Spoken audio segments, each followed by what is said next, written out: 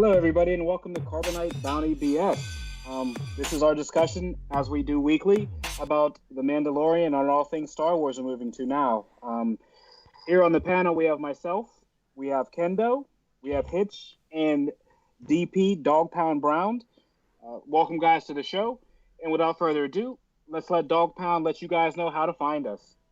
Make sure that you guys are going to nerdcyclopedia.com, where you will find all our links to all our social media output platforms. At Nerdcyclopedia is on Instagram, Facebook, and also on Twitter.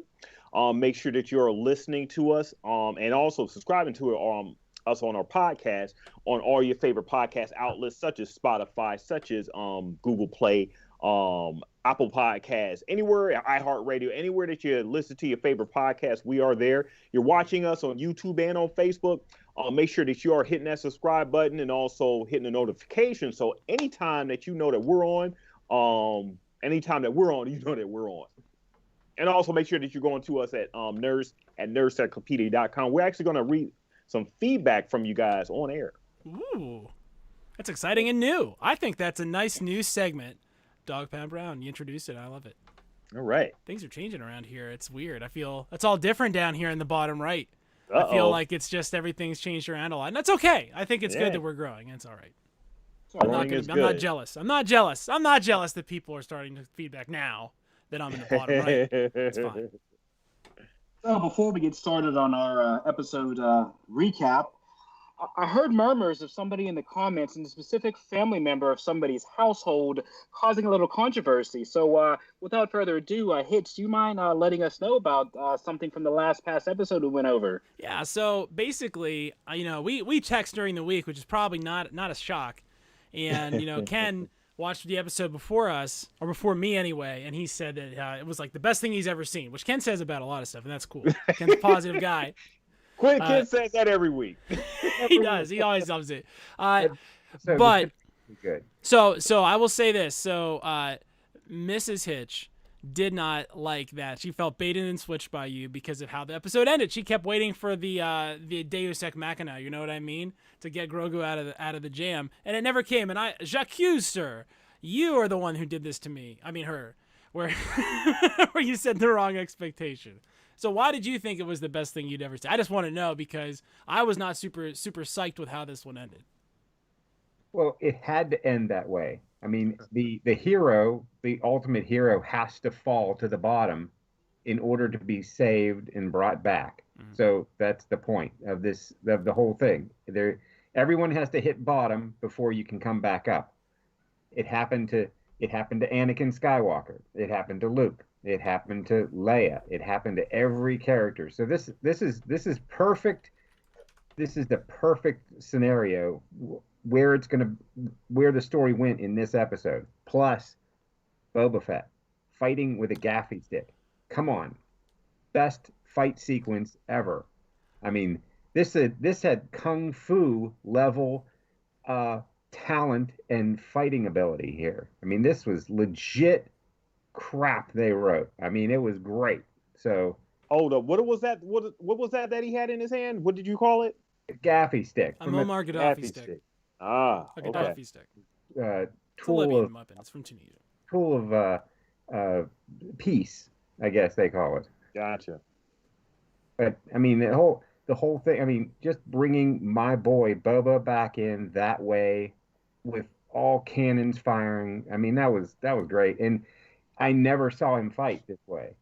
Never. I mean, he would menace in the background with a blaster. That's about it. He had a few lines, but you never really saw the Mandalorian warrior in him, or at least his, where his background was. And they pulled lines from Phantom Menace. I'm just a simple man finding my way in the galaxy. I mean, they pulled stuff that really pandered to fanboys such as myself.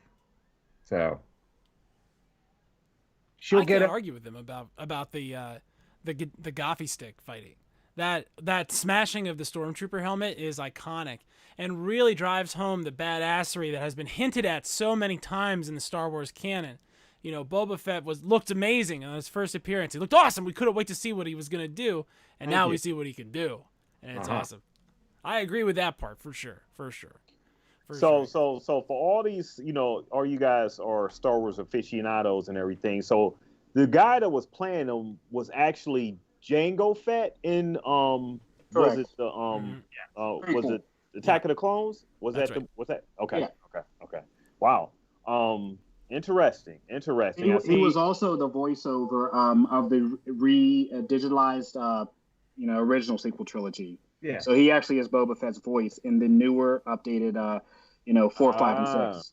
So they dubbed him over the original voice. Okay. I seen that looking over his credits, I seen he did like more than a few games as Boba Fett, in like the Battlefront game and some other Star Wars games. So it's just awesome how they're just I love continuity. I love that. I think as a fan, you have to love it too, because it shows that that producers are actually paying attention and keeping things consistent. Because one thing that you would hate is to keep things out of sync. So when you do bring characters such as Boba Fett back in with the original, with the the actor and everything, it makes you as a fan appreciate that they're actually paying attention and catering to you. Mm-hmm. And the whole father son relationship too, which keeps coming up all the time in all of this saga, the whole thing, Star Wars. Father son, yep. Father son. Mm-hmm. Yeah, from Mando to Grogu. Baby Grogu. Yeah, there you go. It's always a So reoccurring theme. Yeah, one of the cool things is this the same Robert Rodriguez as in Tarantino and Rodriguez? Yes. Yes. Yes. This is what I'm saying. This is endless money once again by Disney Star Wars, bringing in what I consider a high-profile director to direct this episode. I mean, the sky's the limit with these. And like Hitch alluded to, I mean, you can squeeze the penny from production to be able to shoot these screens at a cheaper location and then afford to now, as we see, get A-list actors. It's just moving money around only like Disney can. Another ode to Disney Star Wars again for that. And they changed the name to from Disney Plus to Star Wars streaming. Right? But that is until the Marvel stuff starts, piping in there. Then it'll be coming. The other funnel's gonna open. It's gonna open soon, and then once all this the one thing about the business that's changing so fast is Warner Brothers isn't even putting stuff out in theaters really anymore.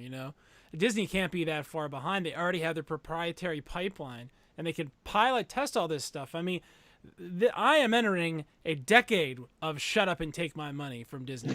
And I just am so happy because honestly, it's Star Wars is a property.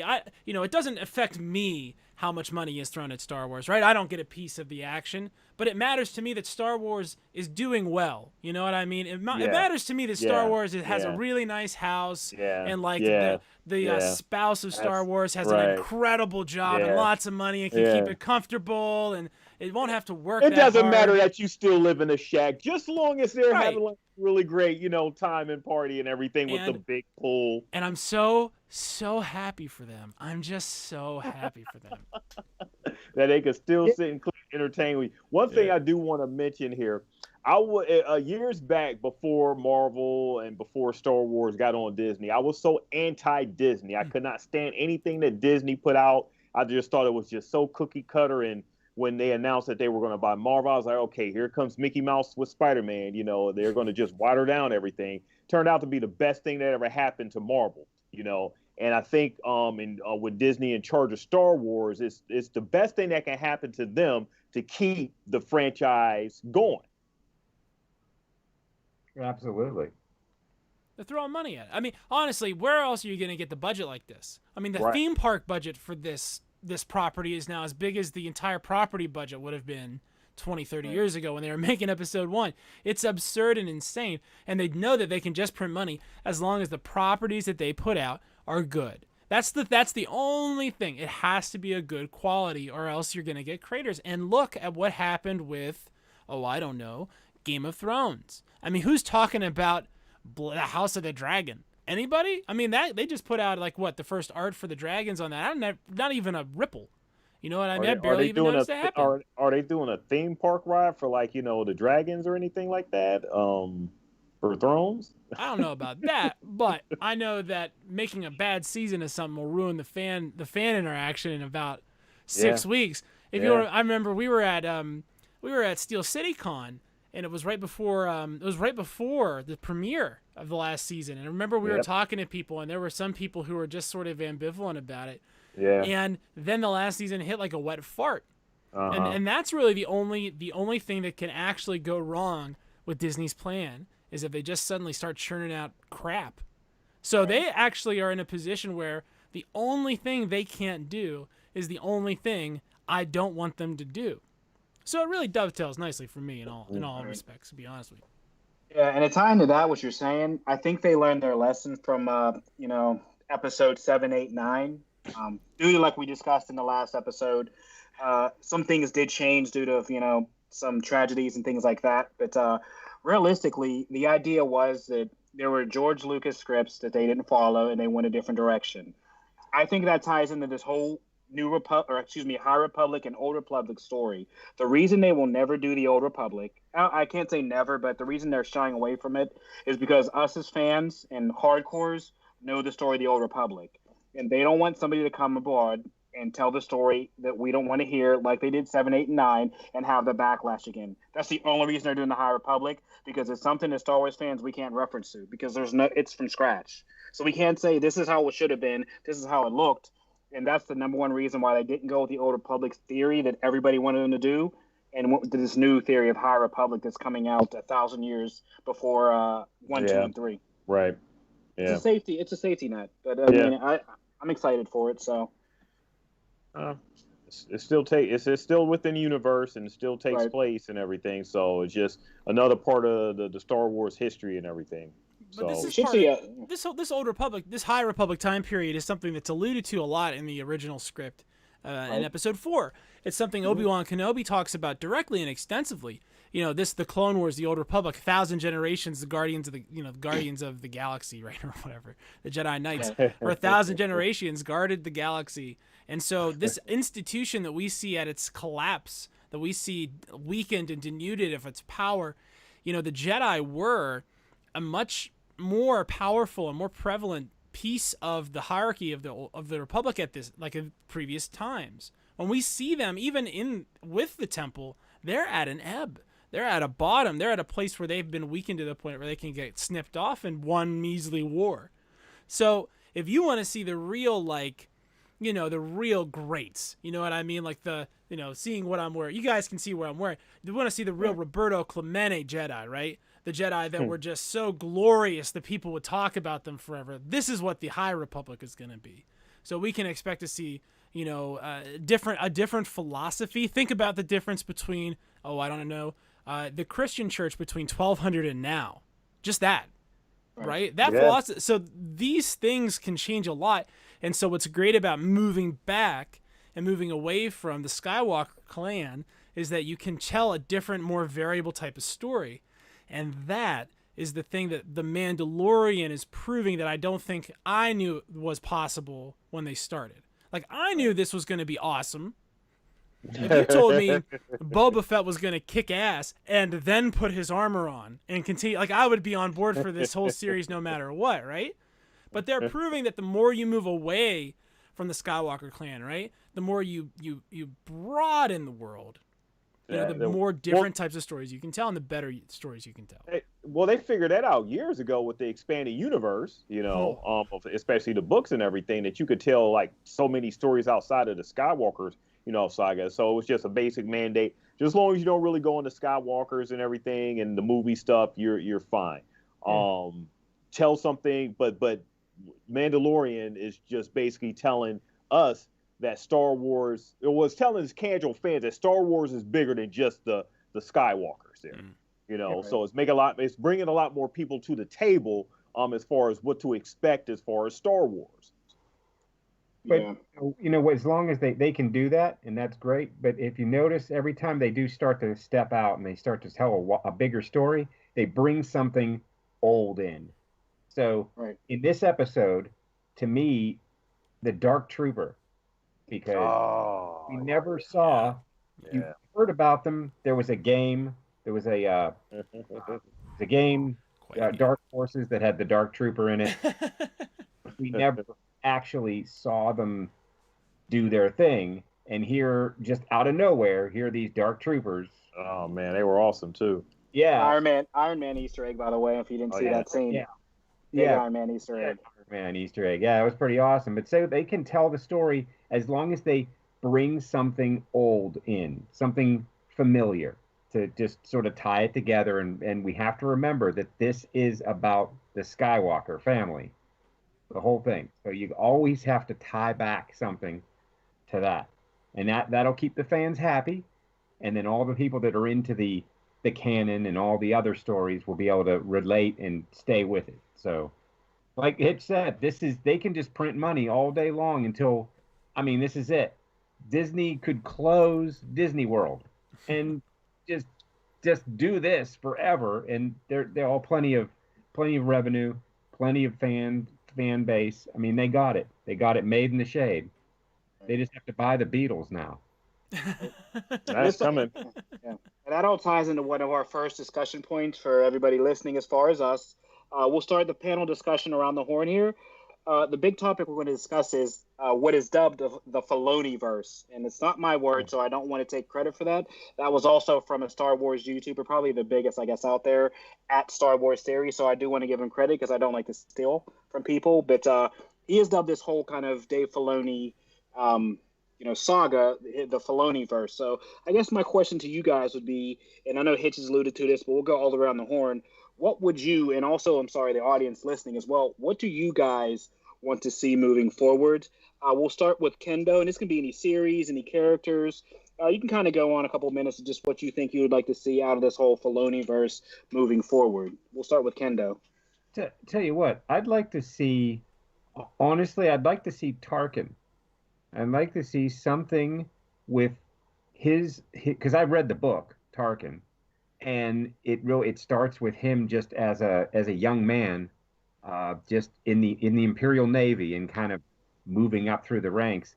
But he was a scholar. He was a strategist. I mean, there was more to him than just standing there menacing while Vader was behind him. I mean, I would like to see it in a separate series on Tarkin. I think that would be pretty cool. I mean, just me, where my heart is with the whole Star Wars thing.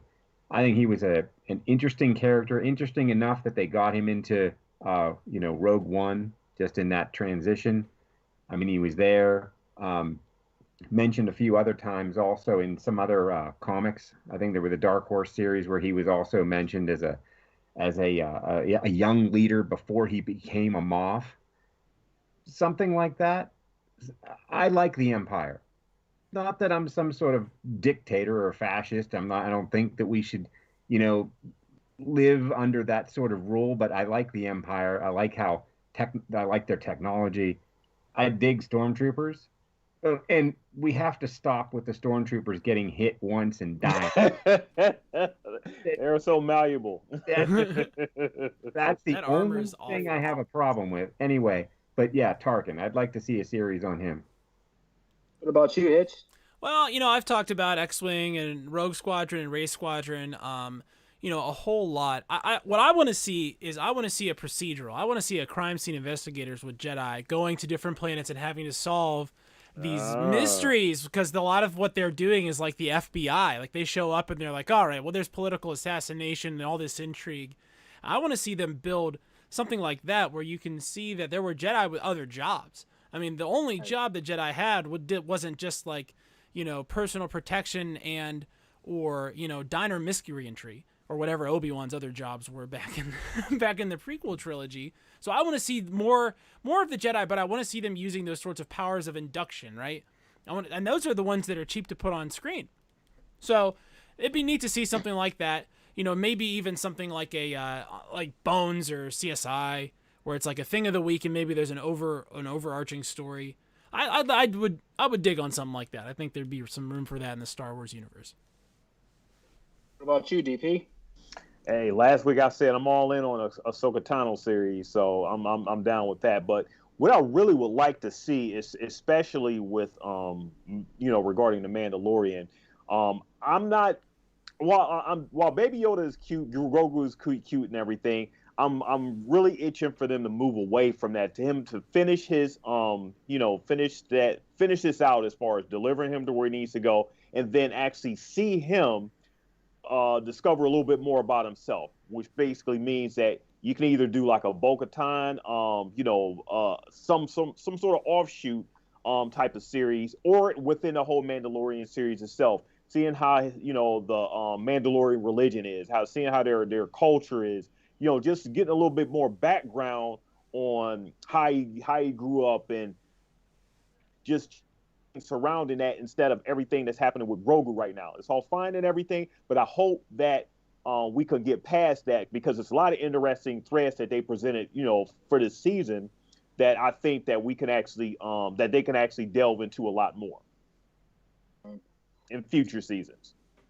And then personally, I guess for me, the number one thing I'd want to see is, and we've all been calling for it, I want to see like a Darth Vader type series that's laid out on Disney Plus, just like this. I mean, we all want to see what happened after Palpatine has risen him from the chair, and basically his rise to power. I mean, we heard about the castle on Mustafar and this and that. I would like to see a series based on Darth Vader coming to power, going over some of his Sith Padawans,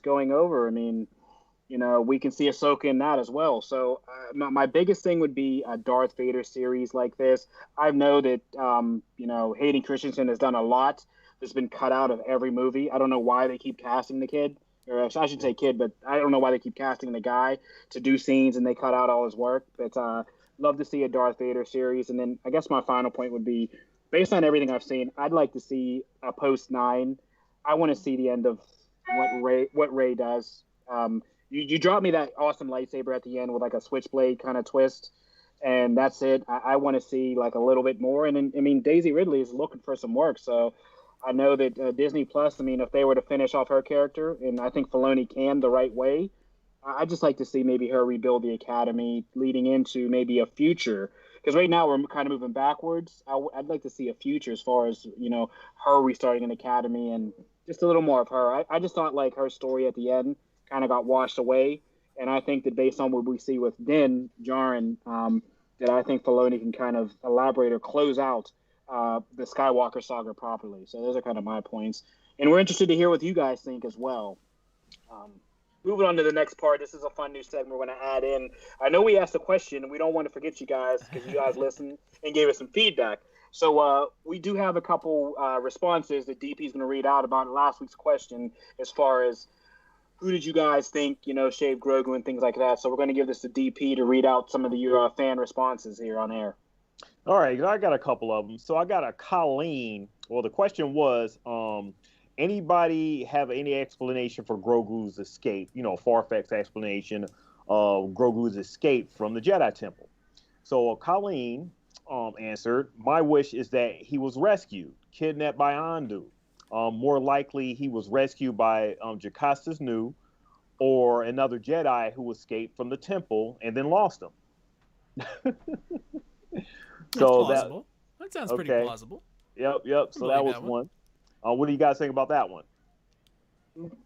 It's plausible. It definitely is. I don't think it's a bad one. All right. I mean, I'm not going to make fun of it. Right. I mean, I don't know what you're expecting me to do over here. Seems fairly reasonable. Okay. All right, and then we got one from Jen, or maybe he had to hand him off to someone not connected to the Jedi who were supposed to take him somewhere, and things didn't go that way.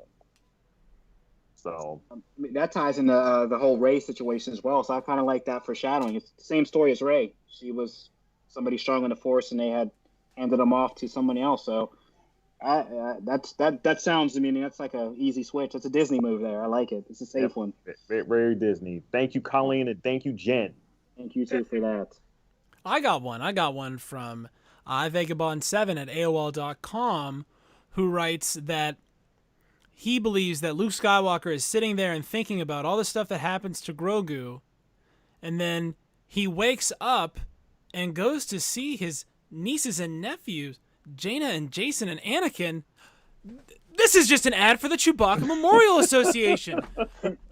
DP Brown, this isn't some sort of far-fetched explanation. He's just trying to say that the Legends series is what's real and that the actual series isn't. And that's what he's trying to say to us because he doesn't think any of this ever happened. And the Chewbacca Memorial Association for TMitch and Kendo, if you're not aware of this, at a certain point, I made a boast on the old show that, since we didn't have any advertisers, I would just give away advertising space to anyone that wanted it. And what happened is these guys contacted me, and they're people that were so angry that the Legends series was canceled that they started just having me say mean things about the new Disney Star Wars just because they thought it was funny for me to say those things.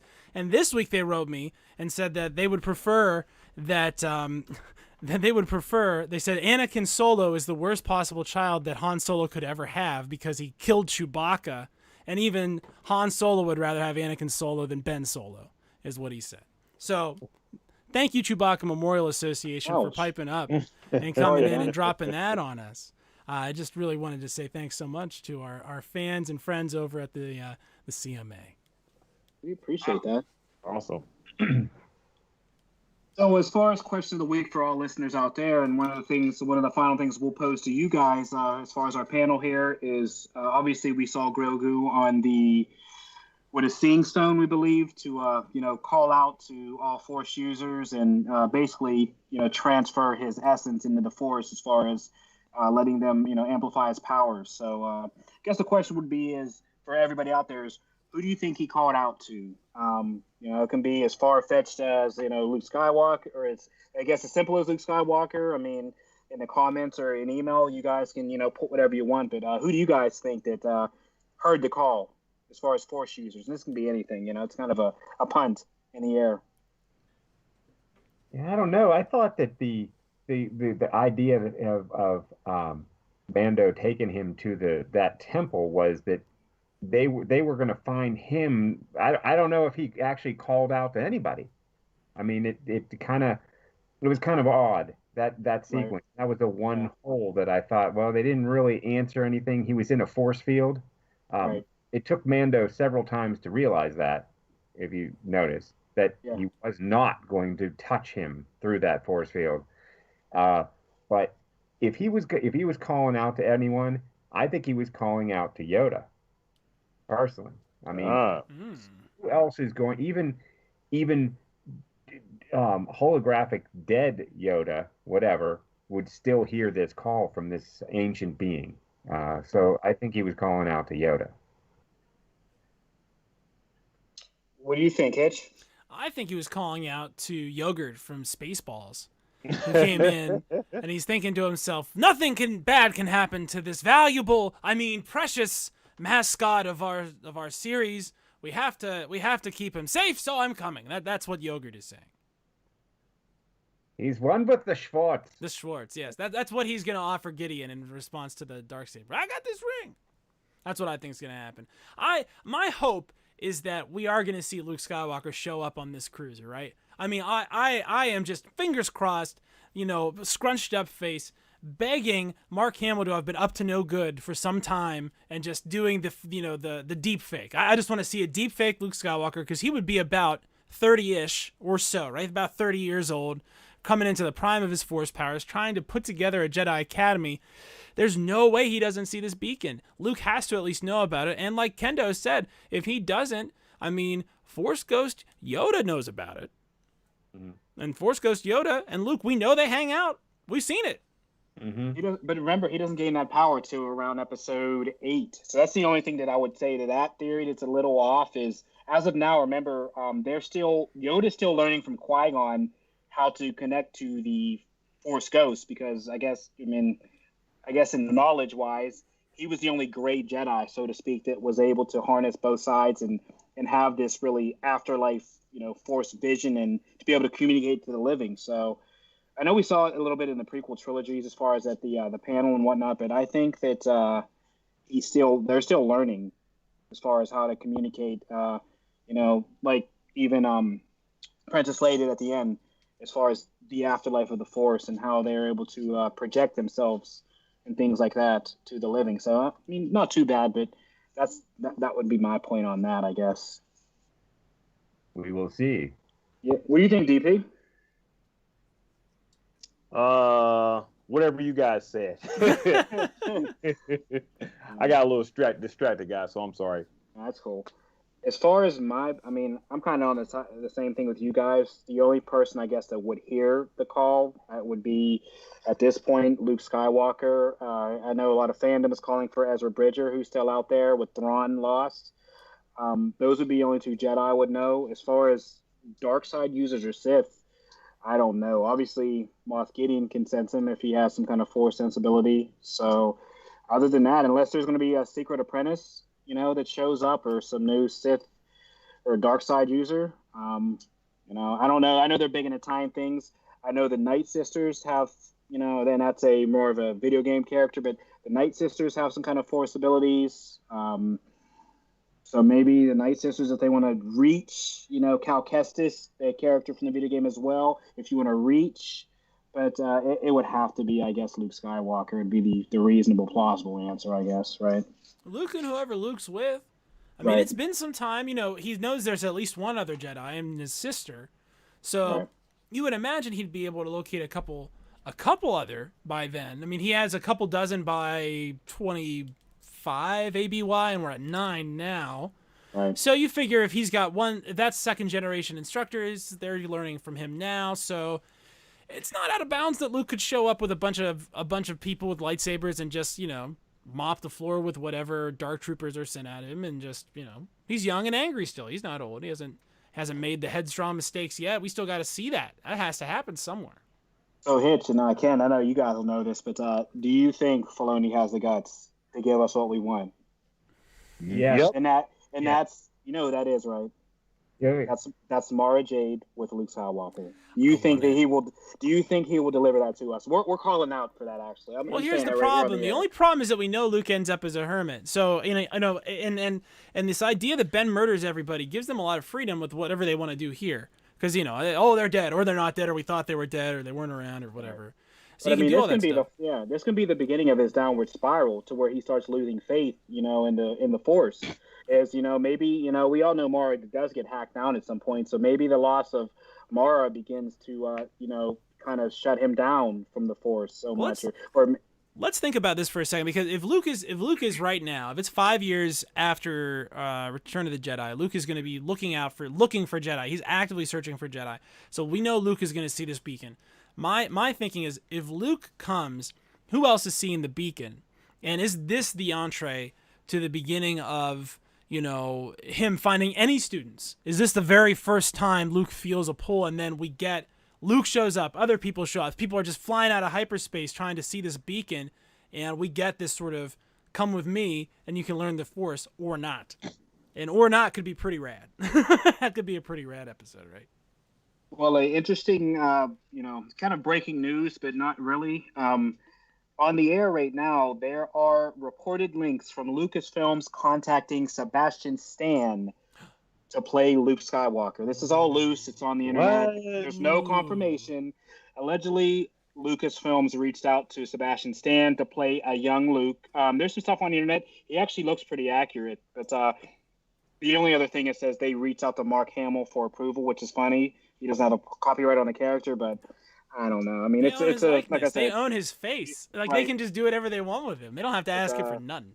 Yeah, so that's the only thing I'm reading. But I mean, Sebastian Stan's a big guy on the MCU. So that, for these links coming out now, I don't know. I mean, who knows? De-age Mark Hamill.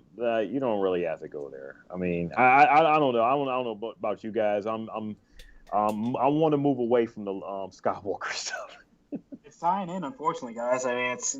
But he can come in as a plot point, though. That's the thing. Like Ahsoka Tano, she came in as a plot point, right? The whole show is not about her. They're not going to find her to bring her to get Gideon, right? She's not a part of the band. They're getting back together, but she's there, right? She's driving the plot forward by sending them to this planet. That's the sort of thing Luke can do, right? Luke can't take Grogu in episode 15. He can't do that, but he can come in and say, listen, he already has enough training. I can't take him with me. You take him. He wants to be with you. If I try to take him away from you, I can feel the fear. I won't be able to teach him anything, right? That can be something that Luke can say, but he can't just take him, because that would end the show. Well, I mean, They got like 10 more. essentially, They got 100 more Ahsoka episodes of this. Ahsoka already did that, you know. So to have another Jedi come in there and essentially say the same thing, I mean, isn't just going over material that that they've already have. But the dark saber's been pulled that's- out again. They pulled out Yeah. the dark saber again. You cannot have 2 lightsabers on this show and think that they will not cross, right? There's gonna be a lightsaber fight at some point. There's no way he can pull that out and say, like this lightsaber right here, and think that there's not gonna be a lightsaber fight. Well, keep in mind, he's going to throw that in there again just to. They're going to show Luke just so we can get a taste of maybe another series. Maybe there will be like I think an Ahsoka Tano, because I think she's done in this. So I think that was a hint to her, and she'll have her series. I think, like Hitch is saying, they're going to taste Luke, and then there's going to be a Luke series at some point. So Luke comes in, beats everyone up, gives Grogu back to Mando. You don't even see his face. He goes back to the door. Door's closing. "Who are you?" And he goes, "I'm Luke Skywalker." Boom, it shuts, and that's it. Maybe he's gone for 3 seasons. That's it, man. he just has a hood over his I'm head. fine. I'm fine with that. But let's can we talk about Let me dream. Grogu's Let me dream, DP. I force need to fighting dream. skills. We haven't even touched on his force fighting skills there at the end of the episode. That was just awesome to see, man. Just him throwing stormtroopers all over the place and just whipping it up. I mean, where did he learn that? I mean, he was channeling it and he was doing his thing. I mean, Grogu's he's a beast in that. So Go ahead, Kendo. You can go first. when he was in that temple and getting channeled, I think he got something. He got Downloaded some information. downloaded a file. Something got imprinted in him, and it changed him, because from even the moment after just the dark troopers took him, and he wasn't really scared. Didn't seem to me he was scared. I think he knew that this was his destiny for some reason. He has to get into this conflict. Mando's going to come and rescue him, but this is now the story. This is now where we've been coming to over the past season and a half. So this is it. This is the climax, and he's going to, like a butterfly, he's going to come out of his cocoon, and he's going to become the power entity that he was supposed to be. But I think something downloaded to him in that stream in the temple. Now, as you say that, it makes real sense. I mean, to even further tie that in, I think what happened was, as we said, that somebody hit his powers off. I think it's kind of like, and this is another, Marvel thing as far as the Winter Soldier. I think they broke that break in it, that kind of block in his mind, and he is now remembering his Force abilities. He is now becoming in tune with the Force again. So I think maybe that kind of opened things back up, and I think we'll see him, more of a Jedi Knight, I guess, rather than a Jedi foundling, because it's been some time since he's been at the thing. So I really think, like what Kendo is saying, that kind of opened his mind back up, and that block as far as his memories and everything has been removed, and he's kind of now aware of everything. I mean, a lot of people have been making Dragon Ball Z jokes this week because Grogu sounds like Goku. So this is just like going to Kami for a blessing, right? His potential has been unlocked. He's powered up. Just no senzu beans. He obviously passed out, so no senzu beans for him. Well, if he had senzu beans, he could get stronger and stronger, just like the Saiyans. You see, no, that's a different show. We won't do Dragon Ball Z on CBBS. Don't want to mend any of that chocolate in this peanut butter, right? No. I'll keep that separate. But I guess we'll lead into one final point here as far as what you guys are looking forward for the next episode here. I guess we'll start with we'll go the other way, so we'll start with DP. What are you looking forward to this upcoming week? I mean, they kind of got some hints of the episode. What are you looking forward to this last 2 episodes? Yeah, so we got about a couple episodes left. I'm just looking for them to maybe wrap up a couple things that they introduced, like this season. When you drop Thrawn in an episode, I know you're not going to end the season with that. So, but you would like for them to hint towards something big that's going on. So you got the big bad is Moff Gideon. He's like the overall as far as this season is concerned. So I'm kind of looking forward to seeing how Mando Din Djarin deals with him. What do you think, Hitch? For me, we've seen, storytelling-wise, we've seen Mando, blocking lightsaber strikes with the Beskar armor. We've seen Mando pick up a Beskar pole that we know can parry lightsaber strikes. So I am looking forward to Mando taking Moff Gideon apart with a Beskar pole. That is what I want to see. I want to see him just beat him up. That's what I want to see. Because I think that he deserves it, and it would be awesome to watch happen. That's what that's your Chekhov's gun, because they've introduced it a couple times this season, and it's about time that they use it. It's almost like saying the whole point of seeing that awesome lightsaber / Beskar stave fight was just to point out that he now has a weapon that can stand up to a lightsaber, to sort of give him parity with Gideon, because Gideon has a dark saber, and we already knew that. Yep, exactly. Mm-hmm. What do you think, Ken? Well, you know what, Hitch? I think you're going to get your wish. It's so rare that I do. Here's what I think is going to happen. You're going to see Boba Fett, the Mandalorian, go at Moff Gideon to save Grogu, because of obviously they have a life debt now between the two of them. That's what Boba Fett said. He said, "We are in your debt. It's not finished until it's finished." So they are going to go up against this new I don't know even what do we even call it, the new Empire, and they're going to crush it. And Moff Gideon, there's going to be a huge battle, and it's going to be now whether the Mandalorian's going to go with the Beskar pole, that would be pretty cool. But maybe he gets the Darksaber back during the battle and cuts Moff Gideon in half with it. Is there a thing, TMitch, about the Darksaber and how you can get it? Like, isn't there a thing about what is it about it? The only way you were able to obtain the Darksaber, and it's a weird thing in this series, is the only way you were to obtain it is through combat. It's a ritual. So whoever obtains the Darksaber would have to be challenged by somebody. If you lose, which is death, the other person basically, you get it. It's not like a free for all to where people can take it. It's a one-on-one combat, and you obtain it.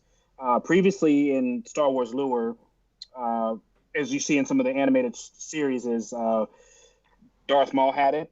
He was defeated. He lost it, and then that's where it came to Sabine, which was then given to Bo-Katan. Now, the Bo-Katan thing that makes it really weird is, like I said, it's always been given. It's been won in combat. How does she lose it and she doesn't die? So that's something that's not tied up.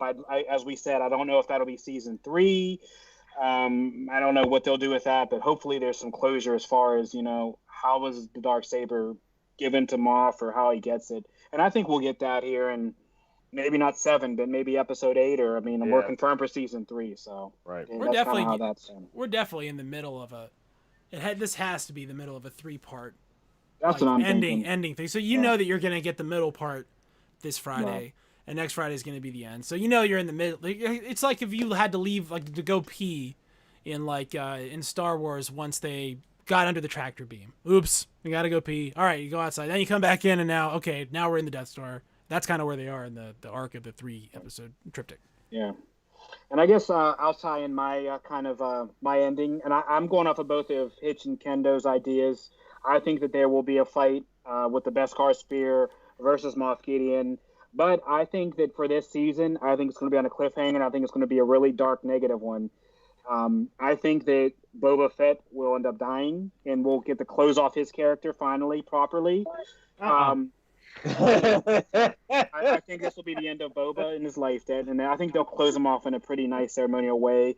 I think that Din will be defeated by Moff, not killed, but severely beaten or whatever, injured. He'll finally take damage. So I think there's going to be a dark ending. We'll see Moff somehow, injure him, escape with a child. And I think the cliffhanger will be that as they're on the ground kind of defeated, we'll see a cloaked figure, meaning a Jedi or somebody, and that'll close off. We're not going to see, I don't think we'll see Luke, but I think you'll see kind of like, when he walked up to the, I forget her name, the lady with the sniper. Yeah. It's kind of like that scene. I think when they're all defeated at the end, as they leave with a child in hyperspace, that we'll see somebody kind of come to their aid as they're on the ground, kind of on their last leg. So that's what I think. That's some dark Return of the Jedi type. They have to. If we're thinking it's a 3-part series, this will be that middle. This will be that middle season, kind of like Episode 8. I think every that middle one, there's always that dark cliffhanger ending, and I think that'll be the one for me. That's not the ending Ken wants. Or Hitch.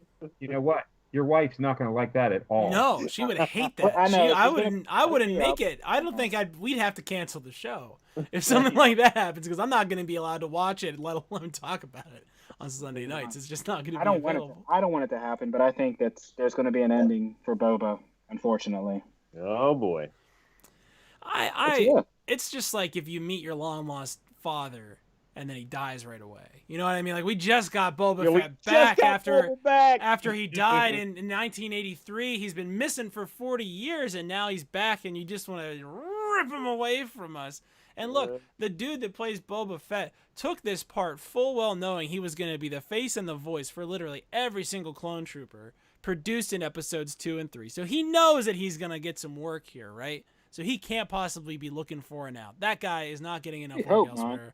That he doesn't need this Star Wars check.